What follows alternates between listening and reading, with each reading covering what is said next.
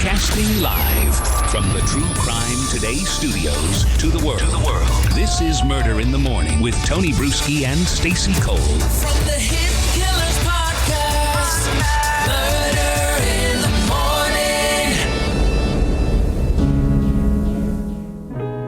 Morning. Testimony resuming in the Sarah Boone murder trial.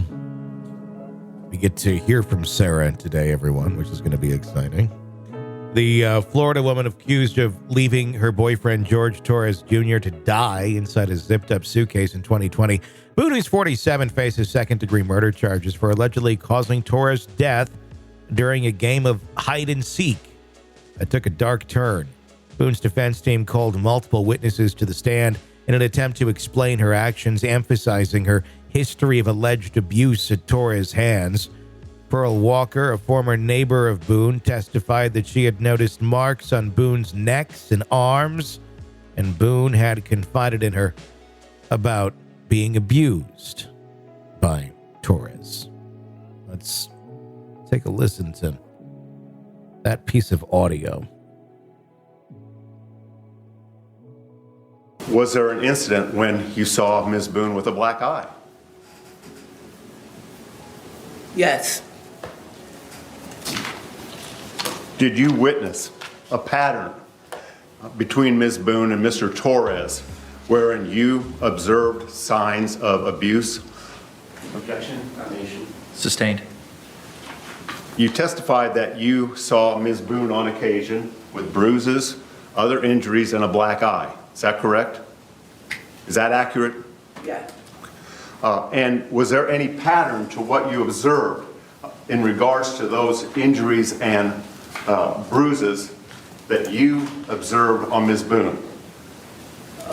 One time I seen with a black eye and like she had been choked one time. Okay. So that's that testimony Yikes. right there. Boone. It's not good if your neighbor is seeing bruises on you. No. Boone has claimed that Torres, who was 42 at the time of his death, willingly climbed into the suitcase during a playful moment between the couple. According to Boone, Torres, who was 5 feet 3 inches tall and weighed around 100 pounds, managed to flatten himself inside the suitcase as they joked about his small size. Boone testified, "We thought it was funny. We're joking that he was small enough to fit inside that suitcase." However, what started as a game then escalated into a very frightening situation. Boone explained that she left Torres in the suitcase because she feared how he would react if he got out. "I'm always afraid and always scared," Boone said, explaining that she often felt in danger during the relationship. As part of Boone's defense, Dr. Julie Harper, a psychologist with 22 years of experience, testified that Boone's behavior could be attributed to battered spouse syndrome. Harper, who had reviewed Boone's records and interviewed her prior to the trial, explained that individuals suffering from the syndrome often act out of fear for their safety. The person would experience a trauma or a situation where they had feared harm, and based on that fear or harm, they would react in a certain way that might not be understandable to other people, Harper told the jury. Dr. Harper also noted that Boone exhibited some narcissistic traits, but emphasized that the trauma from the abusive relationship played a significant role in her actions that night. According to Harper, Boone's fear of Torres' potential violent outburst influenced her decision not to let him out of the suitcase, even as the situation spiraled violently out of control. Let's take a listen to that. Do you consider the entire family background and history without going into the details of what she said or what you learned from looking at records? Yes. I'm sorry? Yes. And did you consider her relationship with her mother as part of her psychological development? Yes.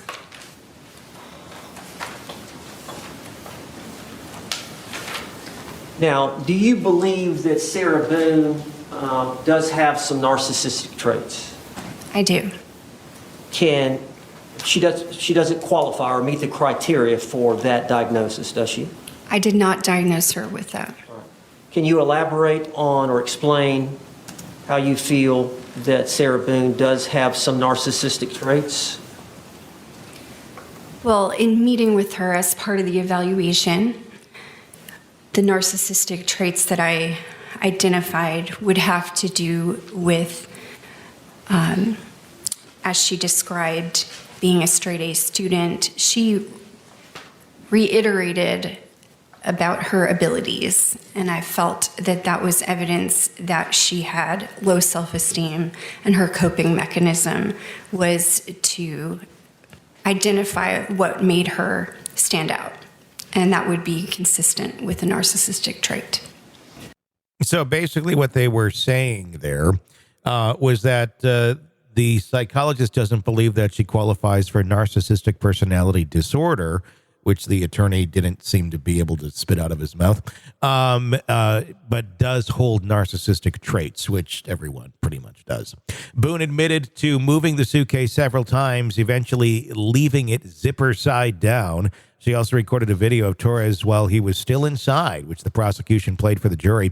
In the video, Torres can be heard begging to be let out, while Boone is heard laughing at first and then refusing to release him. Boone testified that she filmed Torres as a way to express her feelings while feeling safe in the moment.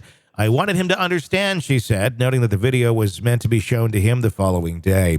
Assistant State Attorney William J. challenged Boone's defense, arguing that her actions were intentional and malicious. In his opening statement, J. told the jury she did this with a malicious intent to punish him, and then she went up to sleep and left him to take his final breaths on this earth alone.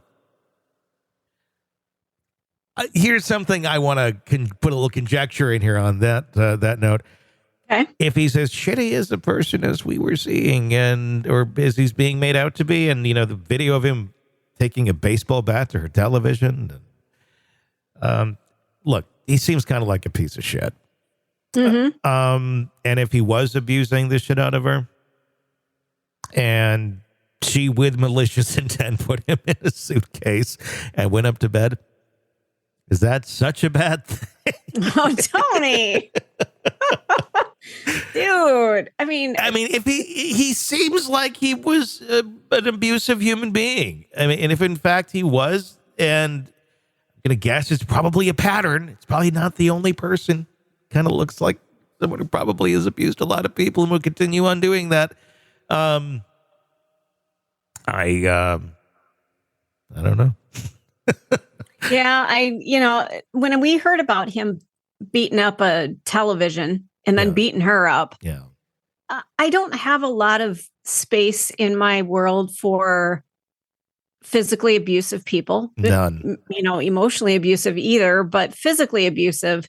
I just figure out your fucking anger and deal with it, and not like that. If you need to go to the gym and beat on a punching bag for a while, fine. But when you start abusing animals, when you start abusing people, I've got some issue with you. Destroying property. I mean, it's such a childish, low control, low self-control, just very dipshit way of thinking, to put it fairly bluntly. It's extremely childlike. If that's how you're handling things, I mean, that alone, just that video of him hitting the TV with the bat, I'm like, I've seen enough. It's like, I understand why she put him in the suitcase. Yeah. That was my initial reaction was, oh, I get it. Now, I don't think Sarah Boone is a saint or a wonderful person. I think she has a lot of issues and she needs some serious mental health help. But I kind of get it a little bit better now. And there was many other ways she could have handled this. In no way am I saying she should have done this. But I do kind of get it more now. I mean, if you're the victim of that sort of abuse, in and out, and then she's thinking, it pops in her head, oh, I've just taunted this person who's been begging me to let him out for an hour now, and he's been horribly abusive to me in the past. I wonder what's going to happen when I open the bag. I can totally see that argument being, he's going to beat the shit out of me. And I don't want that to happen. And I'm going to leave him in the bag. Yeah. I mean, I don't think there was any thinking ahead. This was all drunken, stupid behavior by people who don't seem to think very well without the aid of alcohol. So it's all a mess. But I don't think she tried to kill him. I do think she had some reason to fear as well. And I think that actually does kind of go into the battered spouse syndrome. I think she has a defense here. Manslaughter, certainly. I think there probably should be some penalty for this. But I don't think it's second-degree murder. I think you're right. I think she's going to be punished for killing a human being. Mm-hmm. But she, again, was drunk, probably had numerous moments in her brain of when she was abused by this guy and just kind of went, I'm going to bed. Yeah. You handle you, I'm drunk. I've had enough of your shit. I'm going to bed. Yeah, where it's kind of like, well, you had no regard for me when you did that to me. Should I have any regard for you now? Yeah. It's a tough question to answer when someone has really, really abused the shit out of you. And you're on the opposite end of that and then asked to care. You know? It's understandable. It really is. You're neck deep in a dark, twisted tale, and just as the tension peaks, bam, a commercial about some miracle diet pill breaks the spell. It's like finding a fly in your soup after the first bite. But here's the fix. True Crime Today Premium Plus on Apple Podcasts. You get to enjoy your crime stories without the junk. Ad-free episodes, extended interviews that go beyond the surface, and early access to all the gruesome details. It's like swapping out a can of cheap beer for a glass of fine whiskey. So search for True Crime Today Premium Plus on Apple Podcasts. Subscribe and keep the darkness flowing uninterrupted.